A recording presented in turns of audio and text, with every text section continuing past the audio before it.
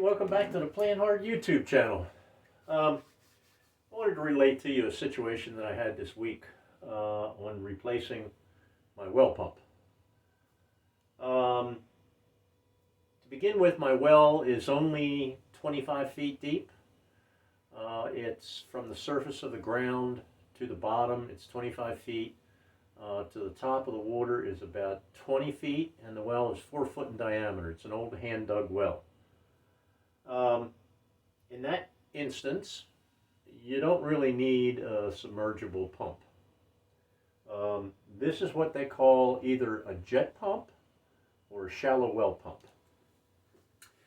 Now, I had one of these units for 35 years. I had the same brand and everything.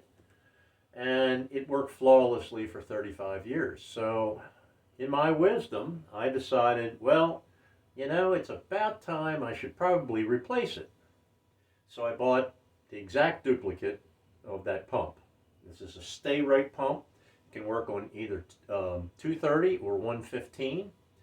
I had mine set up at 115, so that way if the electric goes out, my generator can power this up and I can have water.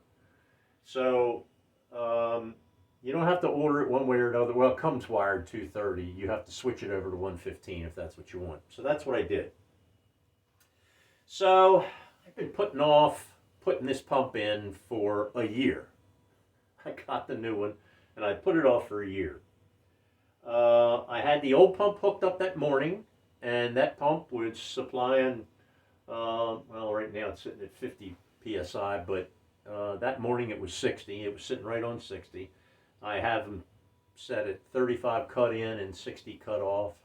So I pulled the old pump out, plumbed the new pump, got all the plumbing finished, fired up the new pump, and it wouldn't pump over 25 psi. I was like, what in the world? So I called the manufacturer of the pump. We went through several different things, and he said, oh yeah, it's probably a bad pump, but you'll have to talk to the person that sold it to you. So I go back through Amazon and find the guy that I bought it from. Well, guess what? Because I had bought it a year ago, the warranty was over. Now this is a $570-some pump. So I'm like, Jesus. And the guy's saying, well, I'll replace it for you, even though it's over the warranty just because you just installed it. He says, I'll do that, but you're going to have to pay for the shipping. And I'm thinking, God, 45-pound pump sent back to North Carolina from Maryland is going to be a lot of money. So I thought, well, but I had no recourse at this point. So I decided, cut all the plumbing back out, because it's all PVC, it's all glued together, get all the pieces again, and I put the old pump back in. Turn on the old pump, you guessed it, 25 psi. I'm like, what in the world is going on? So I went down the street to a guy that installs water systems, water softening. They also do wells. And so I talked to the big cheese down there and I said, hey, what do you know about shallow well pumps? And he starts laughing. He goes, I know enough about them not to install them. I thought, oh, great. I got this brand new pump, and I had the old one for 35 years that worked flawlessly. And so he says, well, I know a guy in Anne Arundel County who has a lot more experience with these jet well pumps than I do. Let's call him on the phone. So he puts him on speakerphone. And the guy starts laughing. He goes, I know exactly what's wrong with it. And of course, I'm included in the conversation. And I said, well, nobody told me about doing anything different other than, sending the pump back. And he says, well, let me explain something to you. He says, do you have a blow up of your pump sitting in front of you? And the guy down the street, he had already pulled the pump up. I said, yes. He says, all right, now look at the pump. On top, it has a primer hole. It's a little, 3/8 plug. I said, yeah. He says, underneath, this is the intake side. Underneath, there's another plug just like it. Yeah. Then on the very bottom, he says there's a drain. Yeah, okay, I got you. But it was never explained in the instructions other than the prime hole, you know, what's going on here. He says, I'll tell you what you do. He says, you take the plug out that's below the intake. And he says, you shine a light up there. He says, I'll guarantee you you'll find a piece of dirt in the jet section of the pump. Now, when you remove this plug, the system, okay, the intake system is only about 3 inches in diameter. It's a little bit smaller than the diameter of my finger. And so the old pump had a lot of rust in that hole because the housing's cast iron and they don't put any like plastic lining in there or anything. So the minute that water hits it, it starts to corrode. It took 35 years and it corroded over. So I found out, I took a piece of coat hanger, cut it off about that long, went in there, knocked all that stuff out, and put the plug back in, primed it, and it came up a little bit. It came up to about 40 psi, but at least I knew it was on the right track. And the guy down there at the down the street here, he says, "What you do?" He says, "Do you have a ball valve between the pump and your extrol tank?" I said, "Yeah." He says, "Pump it up to whatever it'll go. If it'll go up to 40, pump it up to 40."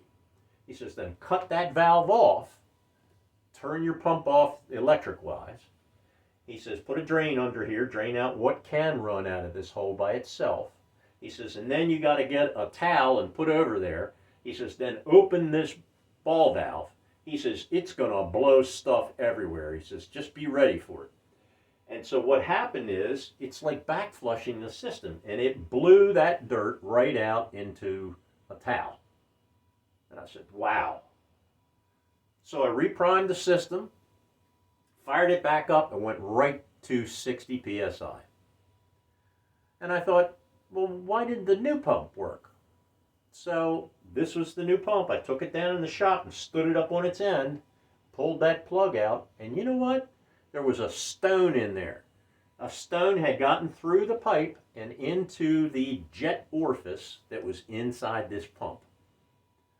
So I took my shop vac and I took air pressure and I blew through here and finally I got the stone out. God, then we had to come back and repipe everything again to put in the new pump. Just wanted to let you guys know that, you know, especially when plumbing projects snowball, you're not the only one out there. This thing was a 48-hour nightmare. But finally, I got the new pump set up. It's running at 60 psi now, and everything's perfect. But that's just to give you a little bit of background on jet pumps. Now, the reason that we're talking about shallow well is because everybody now is this off-grid DIY stuff, right? If you put a cistern in the ground, you know, and used your downspout runoff and went into the cistern and you had some sort of filtration system and the cistern's buried just beneath the surface, you could use this. You can use this pump to power your house and get 60 psi, all on 115, which you could use all those power stations and everything to run this, to run it. So, to me, these aren't useless. The shallow well pump is most powerful in its ability to suck water up. In other words, this pump can work off what they call 60-foot head. In other words, 60 feet down from this opening here, 60 feet down in the ground, it will draw water up 60 feet and power your house. Now, the submersible pumps, all they do is push. And it makes sense because you're talking about a pump that's all the way down in the bottom of a drilled well, and all it has, the water's right there. All it has to do is blow in the opposite direction, is push up. So that's the difference between the shallow well / jet pump and the deep submersible pump. So I hope that I gave you a little bit of information, something that you can use. With the popularity of these off-grid homes, I think that this might help somebody. So if you like this video, hit the subscribe button and that little bell next to it to be notified when we have the next video. Thanks for watching, and we'll see you again on the next issue of This Old House. Bye.